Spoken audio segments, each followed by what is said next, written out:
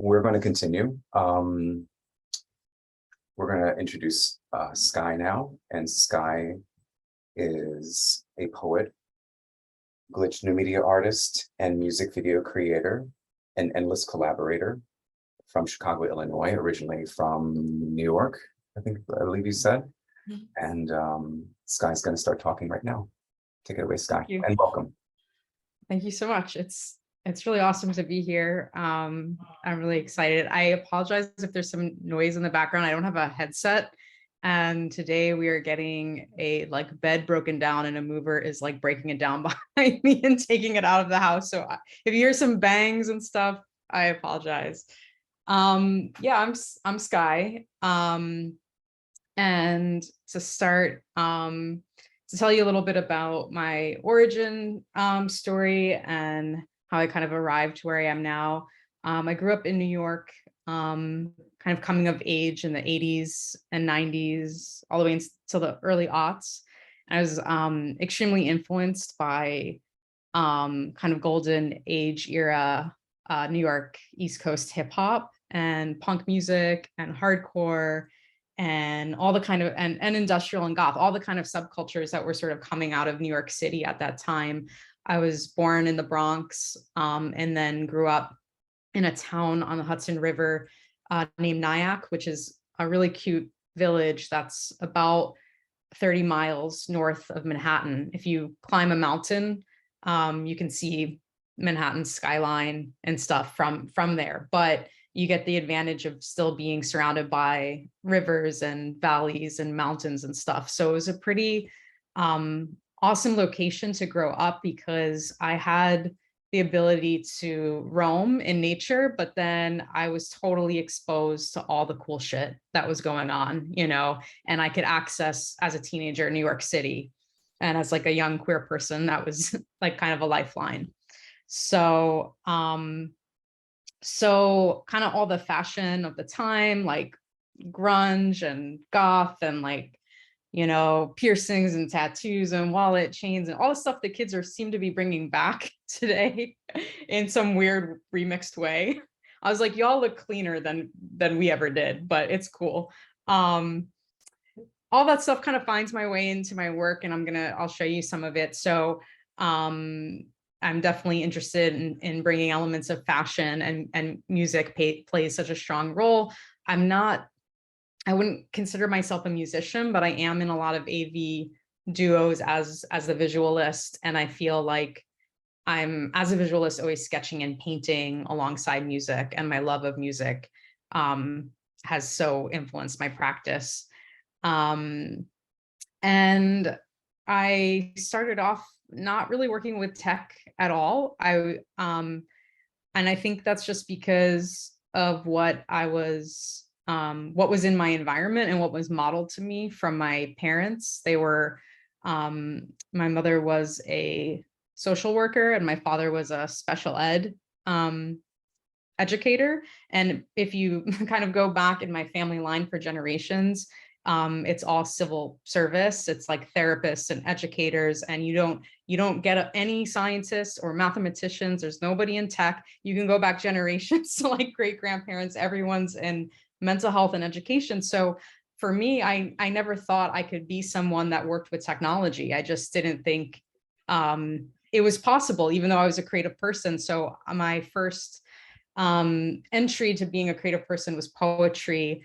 And that was my formal education. So I went to college for creative writing, and then pursued a master's degree, which is how I ended up in Chicago for poetry.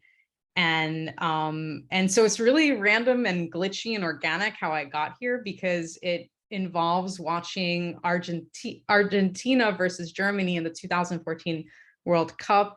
Unfortunately, Argentina lost. My brother-in-law, my brother's husband, is from Argentina. So I feel connected to Argentina, and I have a lot of extended family members that live there. So I'm always rooting for Argentina in the World Cup, and definitely never for Germany.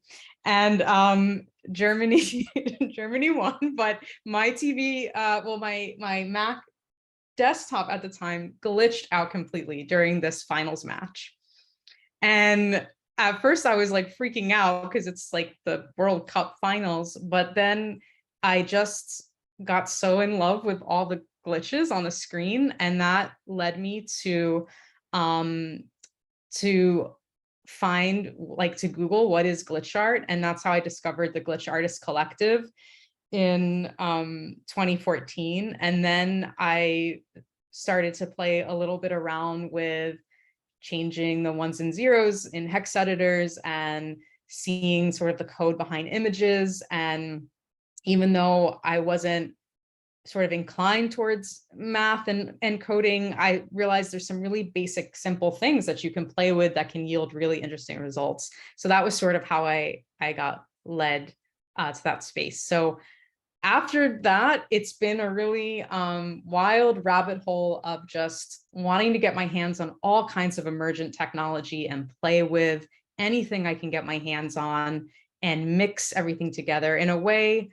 I think I still think very much like a poet, and I still think very much like a painter when I'm creating, even with text. So I'm gonna share my screen and kind of show you my process and the evolution of it a little bit. So let me do that. So I thought it would be cool to show you a few things that I have done with Hydra. So my compared to probably all of you that are here, my knowledge of Hydra is pretty limited. Like, I did take a couple tutoring, like I got tutored by Andre J for a couple lessons, and I did learn some basics of how to, like, make some basic shapes in Hydra, add some oscillation and add some color, maybe make some things move around. But beyond like really simple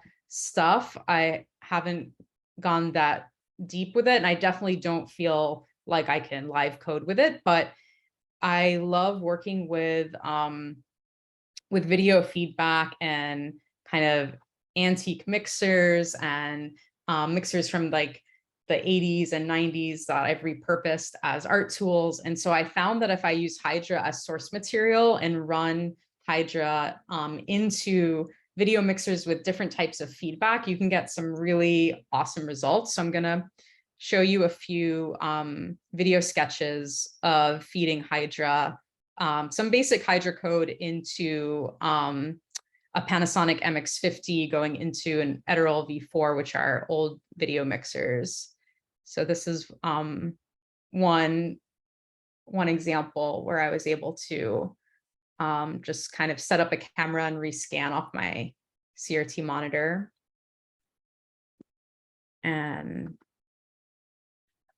this is another one. You can almost see the code up on the top. It's kind of hidden, but sometimes comes in like up here. So this is right from the Hydra page.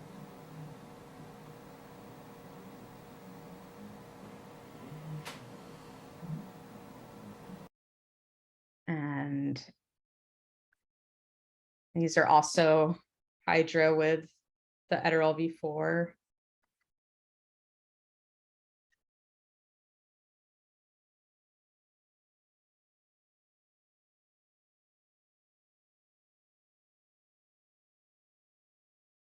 And one more Hydra.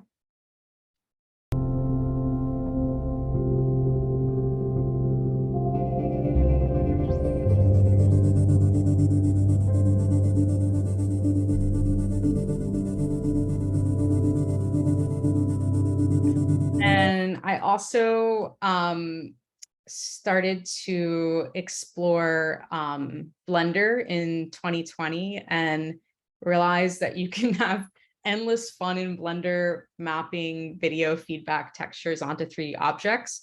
So I started experimenting, taking some of the captures that I recorded with Hydra, going into the video mixers with feedback. I started taking some of that material and then creating environments where I could map that source footage onto objects. So here's an example of like an orb. Sorry, it's kind of short. I'll play it one more time.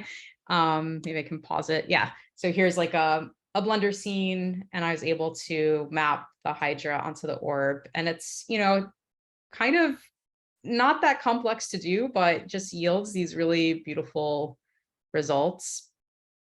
And I've also collaborated with other people who are a little more well-versed in Hydra. Another artist named Daniel Orapiza, who is a creative coder and glitch artist who lives in Panama City, but from Venezuela originally. We worked on this collaboration with a musician named Ex Mortal. And so basically Daniel just sent me the Hydra code, which is so cool. Like he just sent me the text of code, and then I was able to put it into Hydra myself. And then I was able to run his code into all the video mixers, and we made this.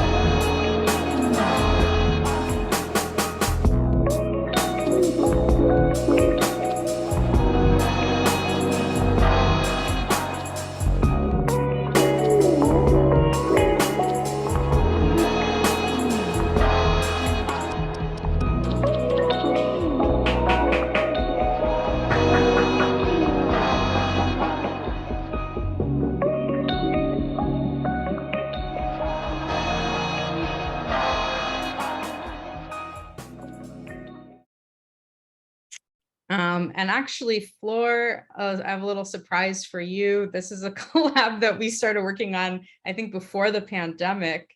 So this is Floor and I were going back and forth for a little while, where I was sending analog feedback source, and then they were taking it in to Hydra and then sent it back to me. And then Ex Mortal, also known as Will Randall, did the music. So we have a little collab here.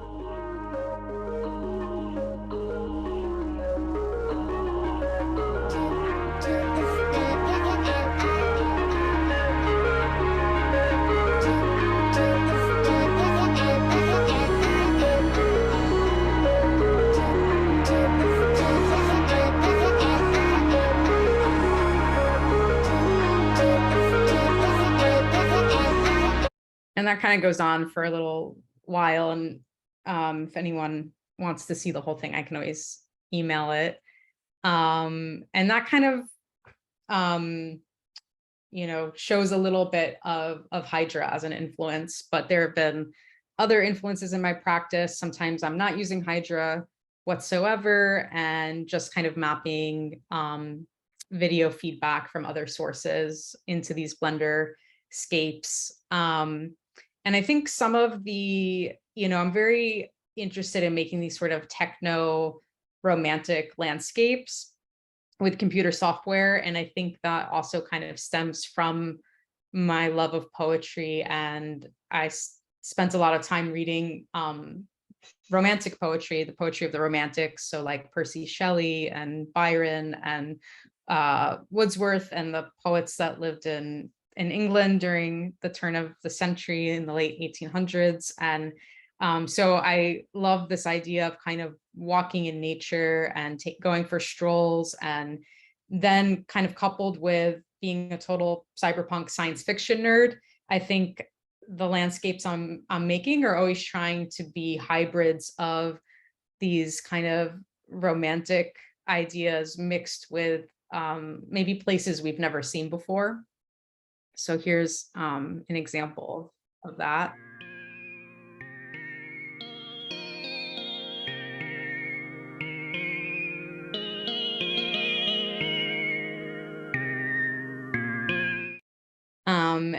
And then to kind of bring it back to, like I was talking about my interest in fashion, I started experimenting with digital fashion and have made like a line of digital sneakers. And this is one of those. And then just to kind of give some context, in 2020, when lockdown was happening, my brother and his husband live in London, and then my parents are still in the Bronx, and then I'm in Chicago, and we didn't have a way to really see each other for a little while.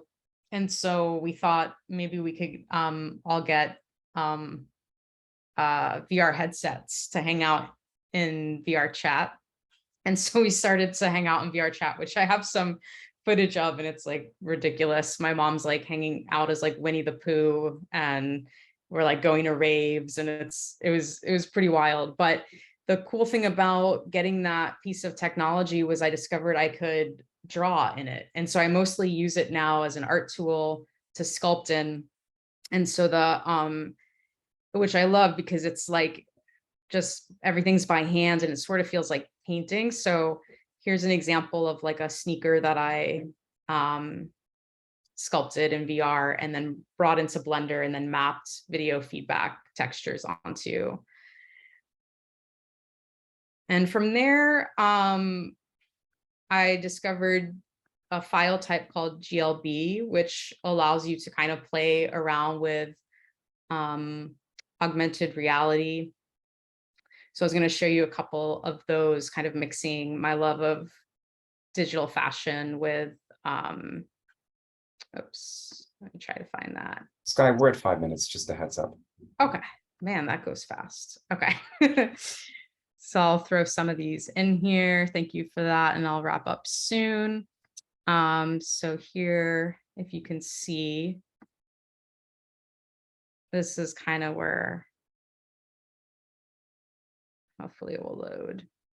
There it is. So these are interactive. So if you're able to access a file like this, like if I were to just send you this file, it could be accessed and you can interact with it. You can zoom in, move it around. And I just love that. I don't know, I love GLBs because they offer this sort of audience participation in the art artifact, right? And there's more to say, but there's not that much time. Here's one example of a collaboration I did with Strange Peo, where we rigged one of the sneakers onto a model.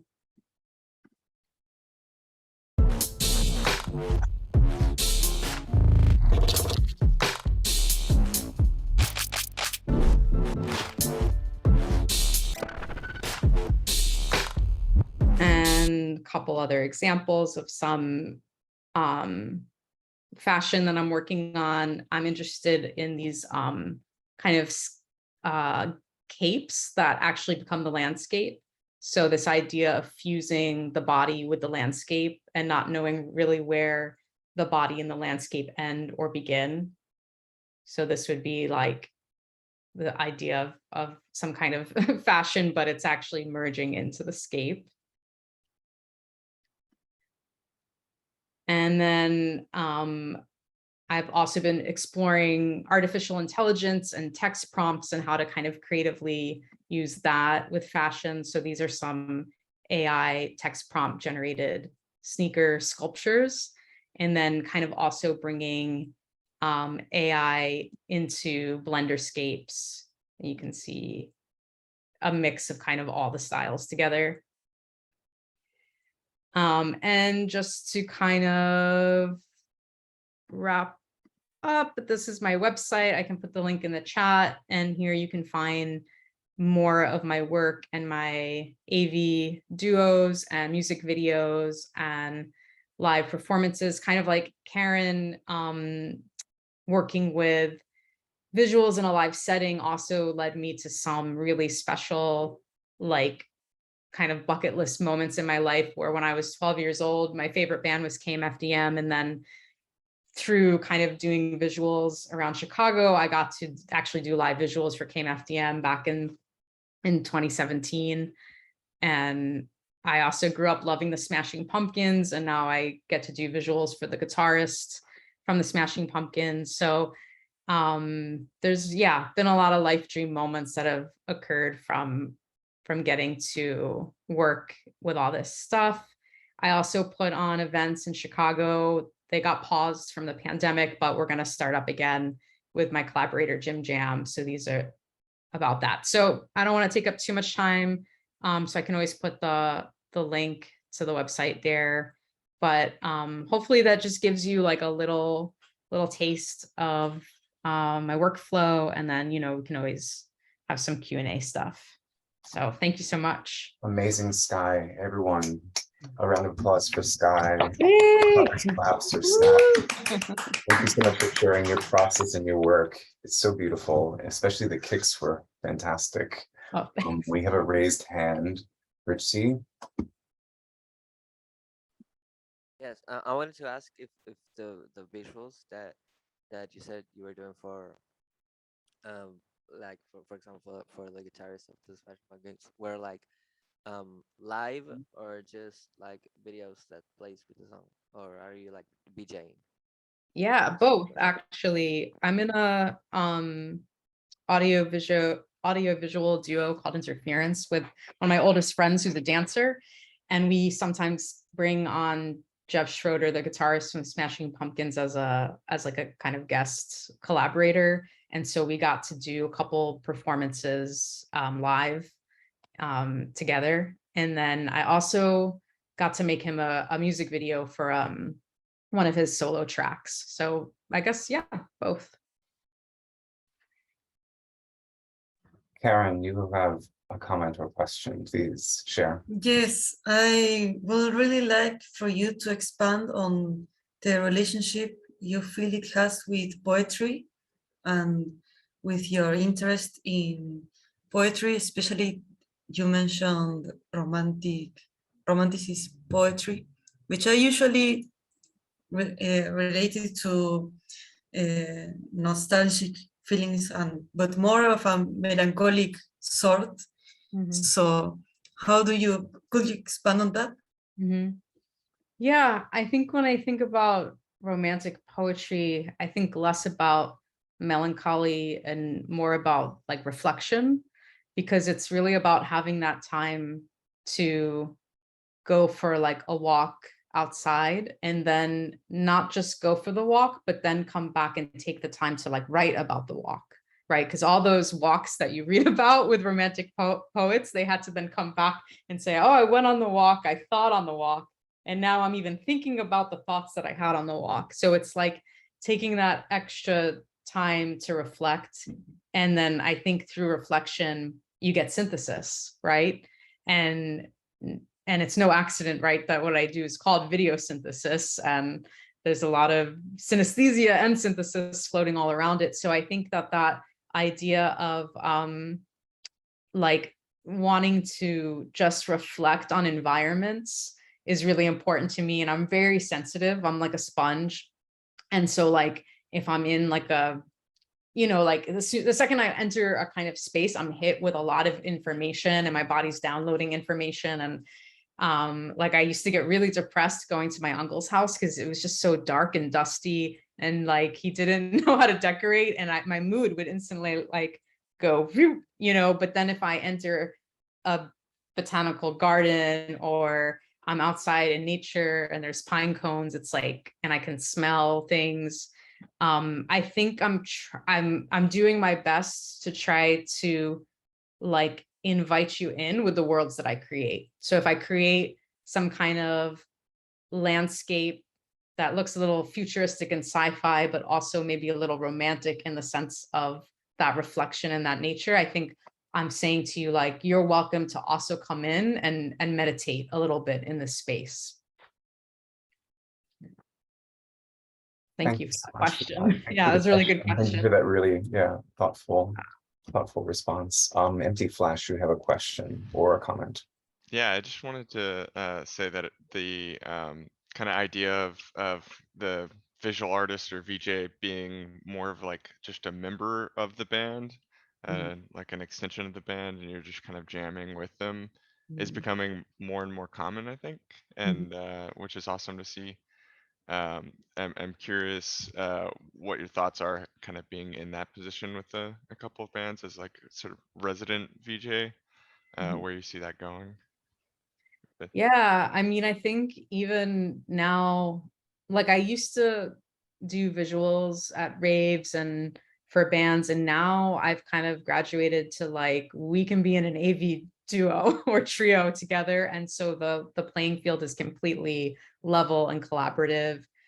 So I don't even know that I would be a resident VJ or kind of take on that role anymore. I'm more interested in like my own art projects and ideas and how to express them. And if people want to like collaborate with me, then I get really excited about that. Yeah.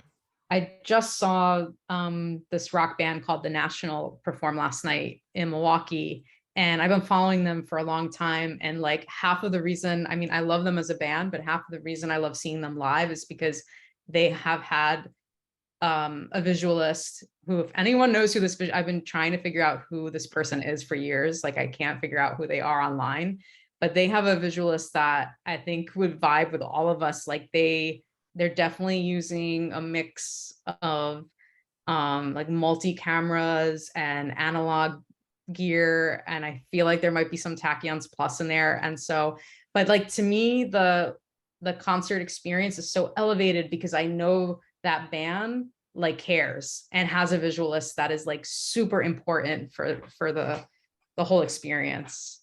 Yeah. Yeah, expanding on the idea of like an audio visual duo, do you ever kind of dip your feet in the music side of things, collaborate better with them? Yeah, definitely. I once was in a duo. Well, this was like not a permanent duo, but I once did like a collaborative AV set with someone, and then we were so in the flow state that we just switched instruments, and then they like jumped on my visual side and I jumped on their music side, and we're like, we don't know what's going on. We're just gonna play. And I think like if you're anyone who's like an experimentalist, I think even though like I don't think of myself as a musician, I think of myself as a visual artist. I think anyone who likes to play is like down to just button mash on anything. So I'm always down to just explore sound. And I used to be in a couple like noise bands because that's about all I can do. So yeah.